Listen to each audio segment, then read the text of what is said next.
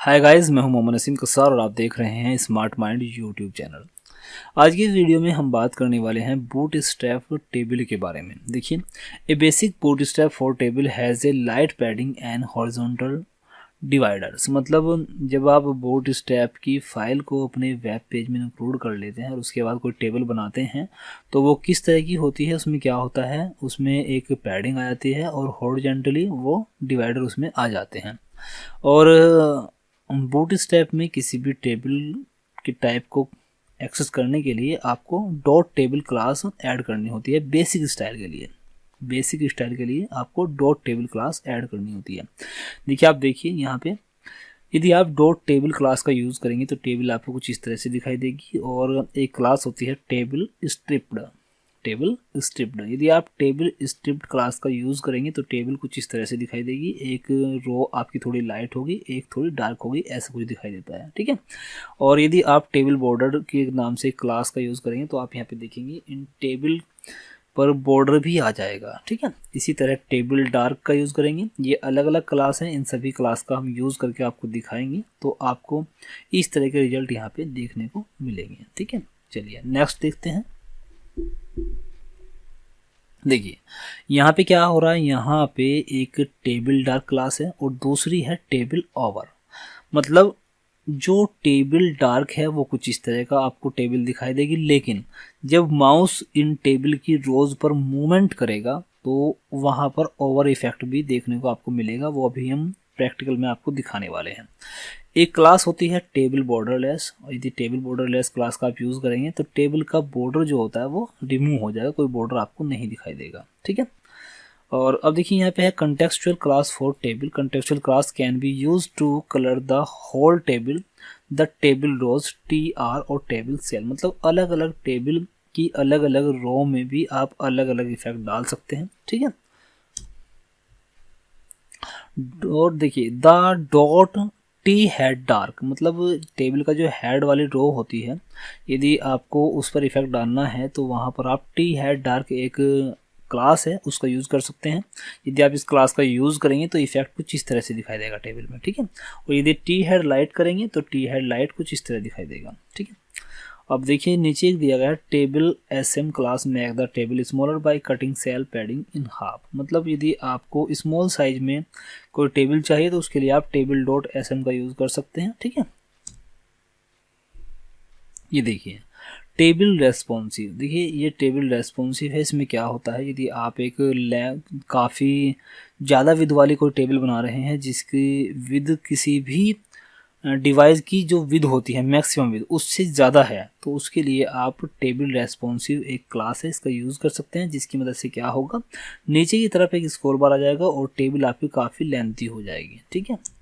चलिए अब हम टेबल को प्रॉपर तरीके से एक एक करके समझ लेते हैं। सबसे पहले हम बात करेंगे आखिर बेसिक टेबल कैसे क्रिएट होती है बूट स्ट्रैप की मदद से। देखिए अभी मैं क्या करूँगा वो ध्यान दीजिएगा। देखिए मैं क्या करता हूँ, सबसे पहले मैं यहाँ पर इस बूट स्ट्रैप की क्लास को यहाँ से हटा दूंगा, लेकिन उससे पहले यहाँ पर एक टेबल बना लेते हैं, ठीक है। देखिए उसके लिए मैं यहाँ पर टेबल और डॉट डेमो टेबल बना दी और डेमो उसको मैंने नाम दे दिया, ठीक है। टेबल में हम क्या करते हैं, टेबल में रो ऐड करते हैं, उसके बाद उसमें सेल्स ऐड करते हैं। तो टेबल में पहले हम रो ऐड कर लेते हैं और इसके अंदर हम क्या करेंगे, टेबल की सेल भी यहाँ पे ऐड कर लेते हैं। सॉरी, टी बॉडी लिखा गया, यहाँ पे TD लिखना है, ठीक है। TD और TD यहाँ पे लिखता हूँ मैं सेल 1, ओके। और यहाँ पे मैं इसको कॉपी करके पेस्ट कर लेता हूँ। ये हो गया, ठीक है, 4 पार्ट हो गए। इसी तरह मैं इन एक रो और बना लेता हूँ। ये देखिए 3 रो मैंने यहाँ पे बना ली। अब मैं इस पेज को एक बार रिफ्रेश करके आपको दिखाता हूँ। ये देखिएगा यहाँ पर हुआ क्या, यहाँ पे देखिए टेबल तो बन गई है लेकिन कोई बॉर्डर नहीं है, ठीक है, कोई बॉर्डर नहीं है। तो देखिए बॉर्डर को ऐड करने के लिए मैं एक काम कर सकता हूँ, यहाँ पर मैं बॉर्डर लिख सकता हूँ। एक काम करके देखते हैं, यहाँ पे मैं class equals to border save करते हैं, पेज को रिफ्रेश करते हैं तो देखिए बॉर्डर तो आ गया, लेकिन पहली वाली पे डाल दिया मैंने केवल, यहाँ से नहीं। एक काम करते हैं यहाँ पे डाल के देखते हैं टेबल के अंदर, ठीक है। यहाँ पे पेस्ट कर लेते हैं। इस क्लास को यहाँ से हटाते हैं, ये हो गया और ये हो गया। एक तो क्लास डेमो हो गई और एक बॉर्डर दे दिया मैंने। इसको रिफ्रेश करते हैं तो गलत हो गया कुछ ना कुछ, इसको हटा लेते हैं।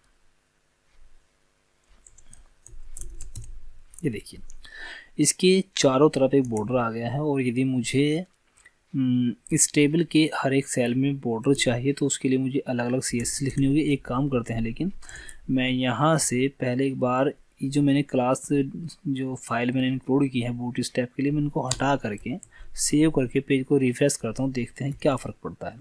तो देखिए यदि मैं यहाँ बूटस्ट्रैप की फाइल का यूज़ नहीं करता तो यहाँ पे देखिए बॉर्डर नहीं आएगा। उसके लिए मुझे अलग से यहाँ पे बॉर्डर लिखना होगा।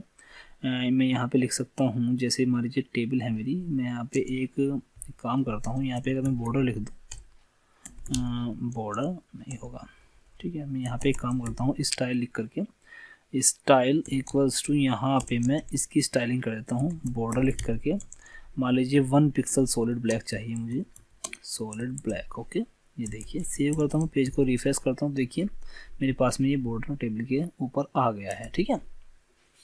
चलिए अब एक काम करते हैं, अभी हम जो हमारी बूटस्ट्रैप की फ़ाइल है उनको यहाँ पे इंक्लूड कर लेते हैं। ये देखिए मैंने अभी यहाँ पे इंक्लूड कर ली, पेज को रिफ्रेश कर लेते हैं। तो देखिए फाइल इंक्लूड हो गई है बूटस्ट्रैप की। अब बूटस्ट्रैप की फाइल इंक्लूड होने के बाद टेबल की क्या क्या प्रॉपर्टी हैं, टेबल की कौन कौन सी क्लास है बूटस्ट्रैप में, वो देख लेते हैं। देखिए एक एक करके समझेंगे। मैंने यहाँ पे बताया है कि यदि बूटस्ट्रैप की टेबल की जो CSS लिखी हुई है बूटस्ट्रैप में, यदि आपको कोई अप्लाई करनी है सिंपल वाली, तो उसके लिए आपको टेबल में एक क्लास देनी होगी टेबल के नाम से। तो ऐसा इफेक्ट आपको टेबल पर देखने को मिलेगा। तो देखिए मैं दिखाता हूँ आपको, मैं इसका साइज थोड़ा बढ़ा लेता हूँ ताकि आपको प्रॉपर समझ में आता रहे, दिखता रहे आपको जो भी इफेक्ट यहाँ पे पड़ने वाला है। देखिए यहाँ पे मैंने एक टेबल बनाई, उसको क्लास मैंने दी डेमो, ठीक है, डेमो और एक बॉर्डर, ठीक है। अभी मैं एक काम करता हूँ, बॉर्डर क्लास सब हटा लेते हैं। यहाँ पे इस क्लास को डेमो भी नहीं देते, हमारी डेमो खुद की क्लास थी। यहाँ पे मैं दूंगा टेबल के नाम से क्लास और सेव करूँगा और पेज को रिफ्रेश करूँगा। तो देखिए अभी आप देखेंगे जैसे मैंने टेबल क्लास दी तो यहाँ पे आप देख रहे हैं, यहाँ पे ये देखिए लाइन आ गई, हर एक रो के बाद एक लाइन आप देख रहे हैं। ये देखिए यहाँ पर देखिए, यहाँ पर देखिए और यहाँ पर देखिए, सब जगह पर यहाँ। अब जैसे मैंने टेबल क्लास दी तो टेबल क्लास में बूटस्ट्रैप में जो भी CSS लिखी गई है वो यहाँ पे अप्लाई हो गई, ठीक है। उसमें कुछ बॉर्डर दिए गए तो ये बॉर्डर भी अप्लाई हो गए हैं। चलिए अब एक काम करते हैं, अब दूसरा इफेक्ट देखते हैं टेबल स्ट्रिप्ड। यदि मैं यहाँ पे टेबल स्ट्रिप्ड कर दूं, देखिए STRIPED, सेव करके पेज को रिफ्रेश करूँ तो देखिए रिजल्ट क्या मिलेगा। तो देखिए रिजल्ट आपको ये वाला मिल गया। अब इसमें क्या हुआ, इसमें देखिए यहाँ पे जो नीचे की तरफ बॉर्डर आ रहा था वो तो ख़त्म हो गया, लेकिन एक रो कुछ डार्क है तो एक दूसरी लाइट है, तो एक डार्क है दूसरी लाइट आएगी। तो ये वाली टेबल मैंने स्ट्रिप बनाई, लेकिन मैं एक काम और कर सकता हूँ, यहाँ पे टेबल और डाल दीजिए तो 2 क्लास यहाँ पे अप्लाई हो जाएगी, टेबल भी और टेबल स्ट्रिप्ड भी। तो अब यहाँ पे देखिए रिजल्ट क्या मिलने वाला है। तो देखिए थोड़ा ये खूबसूरत लगेगी। जो पहले वाला स्टाइल था वो भी यहाँ पे अप्लाई हो गया, दूसरा स्ट्रिप्ड मैंने एक क्लास दूसरी लगा दी और वो भी यहाँ पे अप्लाई हो गई। तो ये टेबल देखिए थोड़ा खूबसूरत लग रही है, ठीक है। चलिए अब फिर उसके बाद यदि बॉर्डर लगाना हो तो देखिए यहाँ पे टेबल बॉर्डर आप यहाँ पे यूज़ कर सकते हैं। देखिए मैंने 2 क्लास तो ऑलरेडी इस पर लगा दी हैं, लेकिन अगर बॉर्डर भी चाहिए तो उसके लिए तीसरी क्लास में यहाँ पे लगा सकता हूँ, ठीक है। तो यहाँ पे मैं लिख सकता हूँ टेबल और उसके बाद यहाँ पे एक डैश बॉर्डर, ठीक है। अब देखिए रिफ्रेश करते हैं तो देखिए अब क्या हुआ, अब यहाँ पर बॉर्डर भी आ गया है। अब अगर बॉर्डर का कलर मुझे चेंज करना हो तो मैं यहाँ पे लिख सकता हूँ बॉर्डर और प्राइमरी। देखते हैं एक बार काम करता है या नहीं करता है, काम नहीं कर रहा, ठीक है। चलिए कोई बात नहीं, हटाते हैं इसको। अब देखिए आगे और देखिए टेबल की और क्या क्या प्रॉपर्टी है। यदि टेबल को डार्क करना हो तो डार्क के लिए आपको टेबल डार्क प्रॉपर्टी आप यहाँ पे लगा सकते हैं। मैं यहीं पर इसी में टेबल डार्क की प्रॉपर्टी भी लगा देता हूँ। पेज को रिफ्रेश करते हैं तो देखिए बॉर्डर भी है और पहले वाले टेबल की स्टाइलिंग भी है और साथ ही साथ अब ये डार्क भी हो गई है, ठीक है। चलिए अब आगे देखिएगा, चारों प्रॉपर्टी मैंने आपको दिखा दी। बेसिक प्रॉपर्टी के लिए हम क्या करेंगे, टेबल क्लास का यूज़ करेंगे। और यदि आपको इस तरह की चाहिए तो स्क्रिप्ट लिखेंगे, और बॉर्डर चाहिए तो बॉर्डर लिखेंगे, टेबल बॉर्डर। और यदि डार्क चाहिए तो आप यहाँ पे टेबल डार्क की एक क्लास है उसका यूज़ कर सकते हैं। एक साथ देखिए हमने चार क्लास यहाँ पे अप्लाई कर दी हैं। 4 क्लास अप्लाई करने के बाद आपको क्या रिजल्ट मिल रहा है वो आप यहाँ पे देख सकते हैं। ठीक है, चलिए अब आगे बढ़ते हैं। ये देखिए अब हमारे पास में है combined table dark and table over. देखिए अभी क्या हो रहा है, ध्यान दीजिएगा। अभी मैं यहाँ पे इसको रिफ्रेश करके दिखाता हूँ तो देखिए मैं यहाँ पे माउस को मूवमेंट दे रहा हूँ तो टेबल पर कोई भी इफेक्ट नहीं शो हो रहा। यदि आपको मूवमेंट के हिसाब से कोई इफेक्ट चाहिए तो देखिए यहाँ से तय कर सकते हैं। यहाँ पे टेबल डार्क तो मैंने दे दी। एक हमारे पास में दूसरी क्लास है table hover. Table hover save करूँगा, पेज को रिफ्रेश करूँगा तो देखिए आपको क्या इफेक्ट दिखाई देगा। देखिए ये ध्यान दीजिए, मैं एक काम करता हूँ, थोड़ी यहाँ पे और बढ़ा लेता हूँ इनको सेल रो को, ताकि आपको प्रॉपर तरीके से दिखाई दे। सेव करके पेज को अब रिफ्रेश करूँगा, थोड़ा जूम आउट कर लेते हैं। देखिए अब जैसे ही मैं माउस को टेबल के ऊपर लेकर जा रहा हूँ तो देखिए थोड़ा ये लाइट हो जाती है। कोई भी जो रो है मैं उसके ऊपर लेकर जाता हूँ तो देखिए ये थोड़ा लाइट हो जाती है। ठीक है, ये देखिए यदि आपको ये इफेक्ट डालना है तो ये इफेक्ट आप डाल सकते हैं। यदि आप ये डार्क हटा दिए, सॉरी यहाँ पे एक काम कर लीजिए, जैसे मैंने ये किया हुआ है, मैं यहाँ से एक काम करता हूँ, जो ये टेबल डार्क की प्रॉपर्टी है मैं यहाँ से इसको हटा लेता हूँ। ठीक है, टेबल डार्क, और इसको मैं रिफ्रेश करता हूँ पेज को दोबारा से अब की बार। चलिए ये देखिए, अब देखिए आप देख सकते हैं मैंने डार्क तो हटा दिया, लेकिन देखिए जैसे ही माउस इसके ऊपर मूवमेंट कर रहा है तो देखिए ये क्या हो जाता है, सेल हमारी लाइट हो जाती है। ठीक है, यदि आपको टेबल में बैकग्राउंड कलर देना है तो आप यहाँ पे बीजी और जो भी कलर देना हो, जैसे मान लीजिए डेंजर देना है तो डेंजर लिख सकते हैं, तो बैकग्राउंड में कलर आ जाएगा। अभी बैकग्राउंड के कलर के बारे में मैंने आपको पढ़ाया था। देखिए अब भी यहाँ पे आप देखिए बैकग्राउंड कलर भले ही हो, लेकिन जैसे ही माउस को मैं मूवमेंट दे रहा हूँ तो देखिए यहाँ पर थोड़ा इफेक्ट हो रहा है। ठीक है, ये हो गया। तो कोई भी कलर देने के लिए बीजी, डेंजर, बीजी, कोई भी कलर हो, जो कलर आपको देना है वो आप दे सकते हैं। ठीक है, ये मैंने कलर यहाँ से हटा दिया। तो ये हो गया टेबल होवर। जैसे ही माउस मूवमेंट करेगा तो थोड़ा यहाँ आपको इफेक्ट देखने को मिलेगा। ठीक है, अभी देखिए बॉर्डर लेस के लिए यहाँ पे टेबल बॉर्डर लेस आप लिख सकते हैं। यहाँ पे आप ध्यान दीजिएगा, अभी मैंने यहाँ पे बॉर्डर के लिए कुछ क्लास लिखी थी। यहाँ पे देखिए मैंने लिखा था टेबल स्क्रिप्ट टेबल बॉर्डर। यहाँ पे मैं इसको हटा करके सेव करके पेज को रिफ्रेश करूँ तो रिजल्ट क्या मिलेगा। देखिए रिजल्ट आपको क्या मिल रहा है, ये टेबल है जिसके नीचे की तरफ बॉर्डर है, बाकी यहाँ लेफ्ट साइड में, राइट साइड में कोई बॉर्डर नहीं है, बॉटम साइड में कोई बॉर्डर आपको दिखाई नहीं दे रहा है। लेकिन इसके अलावा आपको बॉर्डर बिल्कुल ख़त्म ही करना है, तो उसके लिए आप यहाँ पर टेबल बॉर्डर लेस लिख सकते हैं। देखिए टेबल बॉर्डर लेस में लिख कर आपको दिखाता हूँ। यहाँ पे देखिएगा, यहाँ पे टेबल बॉर्डर लेस, ठीक है, बॉर्डर लेस। सेव करके पेज को रिफ्रेश करता हूँ तो देखिए जो नीचे की तरफ बॉर्डर आ रहा था वो भी ख़त्म हो गया। और अगर आप एक काम करेंगे, जो स्क्रिप्ट है ये इसको हटा देंगे और यहाँ से ये टेबल होवर हटा देंगे तो और भी आपको क्लियर दिखाई दे जाएगा। ये देखिए अब कोई बॉर्डर यहाँ पे नहीं है। तो यदि आपको टेबल से बॉर्डर को बिल्कुल रिमूव करना है तो आपके लिए ये क्लास बहुत ही फ़ायदेमंद साबित होगी, टेबल बॉर्डरलेस। ओके, ये वाला। आगे बढ़ते हैं। आगे यदि कोई टेबल की और प्रॉपर्टी पाके तो उसको भी देख लेते हैं। ये देखिए कंटेक्चुअल क्लास फॉर टेबल। यदि आपको किसी पर्टिकुलर टेबल की किसी एक रो में इफेक्ट डालना हो तो उसके लिए आपको क्या करना होगा, टेबल की रो में आपको क्लास को ऐड करना होगा। कैसे करेंगे वो देख लीजिए। मान लीजिए देखिए मेरे पास में एक ये वाली रो है, सेकंड वाली। इसमें मैं क्या करता हूँ, इस रो में मैं एक क्लास ऐड करूँगा, जैसे क्लास, और यहाँ पे लिखता हूँ मैं टेबल, और टेबल जैसे मान लीजिए डेंजर लिख लेता है। एक बार देख क्या फर्क, सॉरी डेंजर नहीं यार,